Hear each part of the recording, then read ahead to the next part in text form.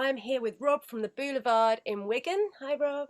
I, So, do you want to tell us a little bit about the Boulevard to start us off? yeah, well, we opened back in 2006. Um, Started as a glass collector back then, so right at the bottom. Back then, we kind of did uh, things were a little bit different than what they are now. We used to do like band rehearsals on a Monday and Tuesday. Then we'd have like a jam night on a Wednesday, so people just come down and play with somebody else. Thursday, we normally put like a blues band on, and then Friday it was more catered for a younger audience, so like an indie band or a punk band. Saturdays were classic rock, then Sundays were northern soul, so it was always something different. Um, then me and my business partner Emma, we took over in 2012. It was meant to be on a temporarily basis, became permanent, and since then we've kind of change things around a little and try to cater to a more alternate side. So now we're playing, there's a lot of metal bands, punk, reggae, ska, so the kind of bands that wouldn't necessarily get gigs in certain venues, they can come to us and play. And we also cater a lot more towards grassroots musicians and bands, so giving them an opportunity to play in front of a live audience for the first time. Uh, yeah, so that's kind of the way things are at the moment.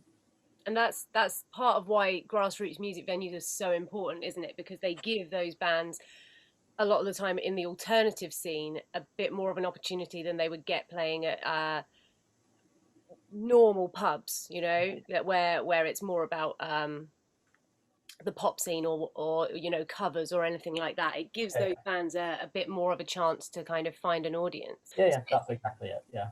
So it sounds like the music side of it is really ingrained into the business as a venue, as a pub. Yeah. It's our our bread and butter. It's what we're known for, and constantly, try to put new things on, whether it's just a new type of genre not done before, or one that you don't normally see, or it's putting festivals on. Um, every year we have like dozens of festivals on where the first band starts at 12 o'clock and the last band's on at 12 o'clock. 12 hours of constant music. You know what I mean? And just not been able to do that this year, which is very disappointing. Yeah, it's horrible, isn't it? What's How has the lockdown affected you so far? I mean, obviously it's affected you quite a lot, but Yeah, no, but at the beginning it was just like, just didn't think it was gonna end up with us having to close. It was just like, oh, it'll pass, and then within a couple of weeks we're in lockdown and the pub was shut. When we got the chance to reopen, it took a lot of getting used to with the social distancing and having sanitized stations everywhere and the reduced capacity. That's a big thing. We normally fit 400 people in, and now it's under 100. it's so Um, big, isn't it? That reduction in capacity. yeah, kind of made things work the best we could, Mm. even though we couldn't put any live entertainment on whatsoever. Um, but when the 10 p.m. curfew hit, I mean, we normally open at like 8, 9 o'clock. So all our trade is after 10 p.m. And it's just been so hard. Every time we open the doors, we're just making a loss. And it's just snowballed. Oh, that's awful. Do you do food and stuff, or are you just like literally you open at 8, 9 o'clock and you put on music? Yeah, it's beer and music, really. So no, not Wow. anything like that. I mean, Uh, so although you're a pub, you're pretty much a music venue. yeah. Wow. It's like a pub in the front, and Yeah. then we have a back room which is open to where we put the bands on big stage and that. Um, we, we only was able to put live music on at the end of September when the government brought the guidelines out for the live music being exempt from the decibel Yeah. reading. But then it was just acoustic stuff.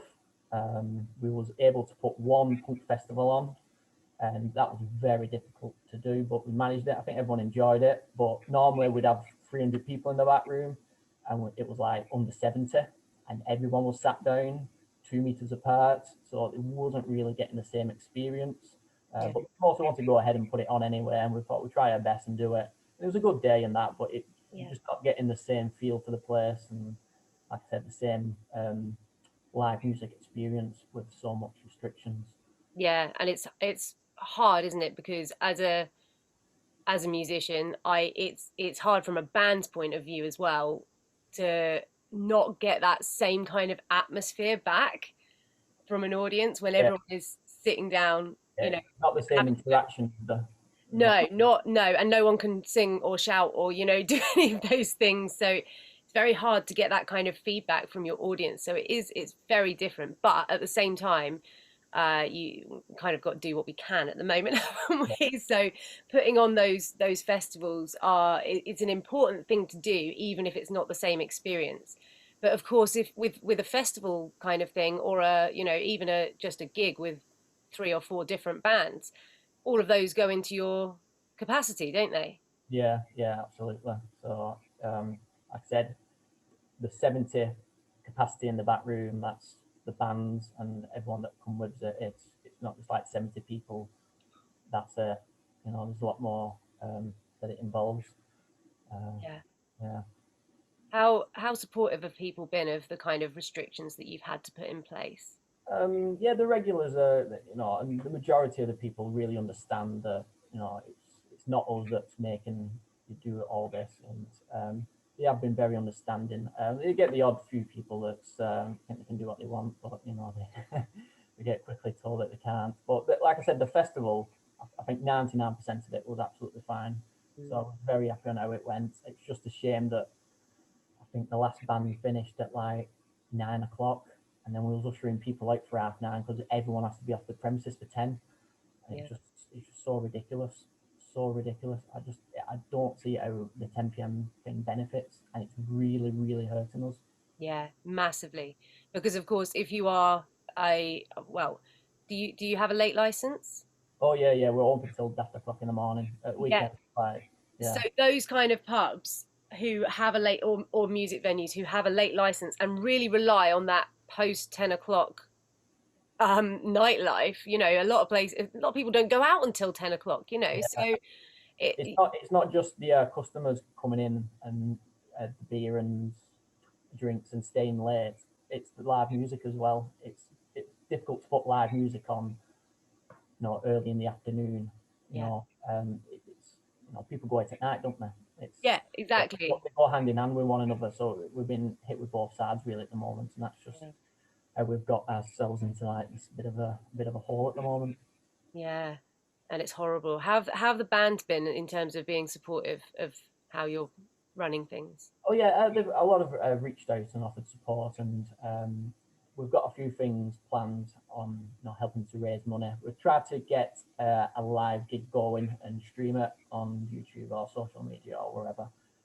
So we've got that in the pipeline. Right. Um, some bands have, they're offering CDs and on the crowdfunder music lessons as well. So they are really helping. So hopefully we can get some more on and give some more back to the people that are donating money because we Yeah, really appreciate it. and that is, I looked at your crowdfunder obviously, and you've got a lot of really cool stuff on there for people. If they donate, they can get their hands on. Do you want to tell us a bit about the crowdfunder, and how much do you need to raise? Because obviously the amounts are done by the Music Venue Trust, aren't they? It's Yeah, not yeah, you making this up in terms of a figure. It's yeah. calculated. Well, after the when we reopened, it was with the restrictions. It was difficult, but we were managing and making things work the best we could. But when the 10 p.m. thing hit, really, really difficult. And after a few weeks, it was like I said, it was we was looking towards the future, and it was just where things going. And we reached out to the Music Venue Trust, and they've been talking to them, and they've flagged us as red, as along with another 29 venues in the country that are at high risk of closing between now and the end of March, beginning of April. So we've kind of come to a figure, and we believe that worst case scenario, that's how much money we're going to have to generate if we reopen in December with the 10 p.m. curfew. Um, so, I mean, it's been really difficult to plan long term because we could sit down and have a meeting and plan 2 weeks or a month in advance, and then Boris will come out and everything changes and we're back to square one again. And that's happened numerous times. It's just incredibly difficult to plan where we're going to be end of the year, beginning of next year, or even the spring. So it's just the kind of hole that we're in. But like I said, the crowdfunding has been set up with the Music Venue Trust. So there's lots of rewards on there if people want to donate money. And once we do hit our target, any extra money that's raised goes to the other venues. So it's not like we're just saving ours. Music Venue Trust wants to save us and the other 29 venues. It's about saving everybody and keeping, live music going into next year. Yeah, it's such a great thing that they're doing, and they've been working tirelessly to try and help all of the venues involved. It's and like you say, that the hardest thing I think about it, apart from the obvious thing of not being able to open and not being able to put on gigs, the hardest thing is not knowing what's going to happen, because you can't plan a gig for 2 months time, sell a load of tickets, and then what do you do if that can't then happen? Then you have to deal with refunds and everything like that. Yeah, we've gone through that. When it first happened, we had all these bands, because we don't put door charges on. We always let people in the venue for free. It's kind of the deal we have with young bands. We'll provide the PA, we'll provide the room, we'll provide the sound engineer, we'll do all the promotion. You can have the back room. You can let people in free, or you can put a charge on, if it be a couple of quid or anything, but cover costs or whatever for yourselves. But there has been some gigs that for the bigger bands that have put a door charge on, and we've sold tickets on their behalf. And then the lockdown happened, and it's like, all right, we'll just put it back a few weeks, and then that few weeks became a couple of months. Then it got cancelled, and then it was okay. You can have live music again, so it was trying to get them back. It's just been absolutely murder to try and just organise anything at the moment. Because, like I said, it's just changing week by week, month by month. So I'm sure that at the beginning of December, when we're meant to come out of lockdown, I'm sure that will just change again. One of the hardest things is how much of a roller coaster this has been, I think, for everyone, in terms of trying to, every time you feel like you're kind of like getting on your feet, something Yeah, something smacks else you back comes down along. Yeah, again. something else just comes along, and it's just, just constantly Yeah, getting up and being hit back down. yeah, it's awful, isn't it? And it's one of those situations where it's very, very serious for you guys at the moment. Like, you are, because you're on that Save the 30 red list that the Music Venue Trust have identified. It literally is a matter of, you get the money or you shut, isn't it?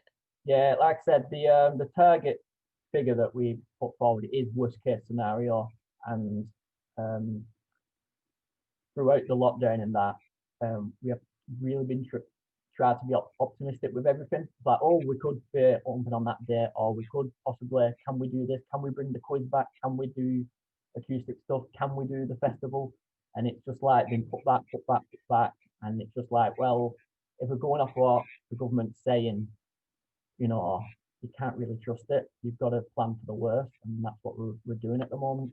What do you need to be able to open your doors again? Um, if we could open without the 10 p.m. curfew, change things slightly in the pub, and like I said, they relax live music a little, so we could start putting music on with restrictions. It could see us through until everything goes back to normal, whenever that is. Yeah. But like I said, we're still going to need help no Yeah. matter what. And the figure on the crowdfunder is worst case scenario. So the money raised will help us regardless of the rule changes, as long as we don't get any worse. I Don't don't say see, that. I don't see how much worse it could possibly get, but just see what happens. Yeah, and like you say, I don't think there's much worse than you can't open. Yeah, Yeah. yeah. If they took live music off us again, I know we've already had like acoustic stuff on in the front room, and we've had the one punk festival on in the back room. But we have got more plans for next year. So it's end of November now. You know, January's all around the corner, so we're hoping to get things back to normal towards the spring. So let's just see how things go. Yeah, I think that's kind of the date that everyone's kind of looking to, isn't it? Is spring. You know, we're all going to be aiming for spring to kind of Yeah, try and get back on our feet again. But yeah, and obviously that's why the Music Venue Trust have kind of calculated things until that kind of spring period, March, April kind of time. yeah. When we first got in contact with them, they said, "What do you need between now, which was end of September, beginning of October, to the beginning of April?" And it was just like, "Well, this is all the bills. This is what goes out. These are the overheads. This is what we're going to need to keep us going. Worst case scenario," and that's how it came to the figure. But like I said, with things changing and that, you know, things get worse, things get better. I know they extended the furlough till March, which, you know, that's a bit of a help. But you know, the 10 p.m. thing's the big deal with us, and Yeah. we need a little bit more relaxed on the live entertainment, really. As well as donating to your crowdfunder, obviously, and giving you lots of money to help you. What can people do to support Um, you? you know, just like share anything on Facebook that we post, just spread the word. Any donations, we really appreciate it because it really, really does help. Um, you know, let other people know, and when we get the chance to reopen, please come in, have a drink, watch the live music that we're gonna try and put on. Anything related to the pub, it really helps. Well, there's one thing that I'm doing at the end of all my interviews, if you are up for it. And it's a 2 minute challenge. And it's just something a bit fun because it can be quite depressing talking about this kind of stuff, you know, because it's not a nice situation for anyone. And it's basically how many questions can you answer in 2 minutes? Yeah, yeah, okay, I'll have a You go. up for it? Yeah, yeah, yeah, go on. All right. Your time starts now. Favorite band? Oasis. What's the best gig you've ever been to? Oasis, Ethan Park. Ooh. How many followers do you have on Instagram? I have no idea. I don't run the Instagram account. Who's your favourite member of staff? Favorite member of staff? Oh, Rachel. Ooh, I don't know who Rachel is, but Very lucky. dependable. What's your favourite song? Favorite song? Um, House of the Rising Sun. What's the best band that you've seen at your pub? Would have to be the plot. Who's the biggest name you've ever had come through your doors? We had the Trogs on a few years ago. Wow, Wild thing, yeah. amazing. Can you describe your venue in 3 words? Um, Beer, music, uh, underground. Who's the clumsiest member of staff? Rachel. Who's your favourite customer? Favorite customer? John Williams. Ooh. What's your hidden talent? Hidden talent. I don't have one. Oh. Who's your idol? Who's my idol? Muhammad Ali. Oh, who's your favourite singer? Favorite singer? Jim Morrison. And where's the weirdest place you've ever watched music?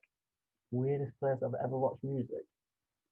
Um, Probably the Boulevard. And that is 2 minutes.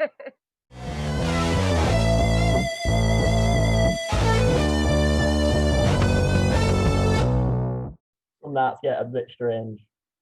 Does it? Yeah, we had there was a band called Snakes in the Grass, and they wanted the singer came to us asking if we could have the back room during the week to do a music video. I was like, yeah, of course you can, whatever you want. And then the request got a little bit strange. It was like, well, I've got two exotic female dancers. Are they okay to come down? Uh-huh. might be a bit, I was like, oh yeah, yeah, yeah, that's fine. Then it was like, my friend's got an anaconda. Can we bring a snake down? I was like, yeah, yeah, go on, you can bring the snake as well. Yeah, yeah, that's fine. So that was a bit of a good night.